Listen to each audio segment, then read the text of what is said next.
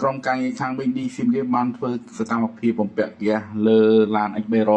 មួយគ្រឿងទៀតហើយដែលបំពាក់ជាមួយឈុត Super Go បងប្អូនបាទភ្ជាប់ជាមួយទៅយោវិញជាឈុត promotion ពីយានដ្ឋានមីឌីផ្ដល់ជូនពុកម៉ែបងប្អូនចាប់ពីពេលនេះរហូតដល់ឱកាសបន់ចូលឆ្នាំចិនបងប្អូនបងប្រុសបានយន្តឡាន X300 មកពាក់ហ្គាសជ្រើសរើសជាមួយឈុត Super Go បងប្អូន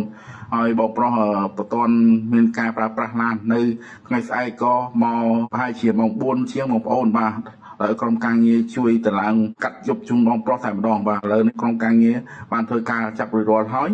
បាទកំពុងតែសិទ្ធិប្រូក្រាម Kali Bread រៀបចំនឹងបើកតេស្តលើផ្លូវរថហ្វាក់ជូនបងប្រុសឲ្យហើយបងប្អូនបាទនេះគឺជាឡាន X300 ដែលបានរៀបចំរួចរាល់សម្រាប់បងប្រុសបាទបន្តិចទៀតហ្នឹងក្រុមការងារនឹងធ្វើការរត់តេស្តហ្វាក់ជូនបងប្រុសឲ្យហើយដើម្បីបញ្ចប់ការងារបំពាក់ហ្គាសធ្វើការកាត់បន្ថយចំណាយពីសាំងលើ 50% បងប្អូនប្រើទៅសំចៃចំណេញប្រើប្រាស់បានយូរហើយជាឈុតហ្គាសដែលមានប្រព័ន្ធសុវត្ថិភាពខ្ពស់មានគុណភាពប្រើប្រាស់ដោយទំនុកចិត្តជាមួយនឹងឈុតហ្គាសដែលមានគុណភាពស្តង់ដារបែបអឺរ៉ុបបងប្អូនអរគុណមកដែលជួយគ្រប់គ្រងសេវាកម្មរបស់យានដ្ឋានមីឌី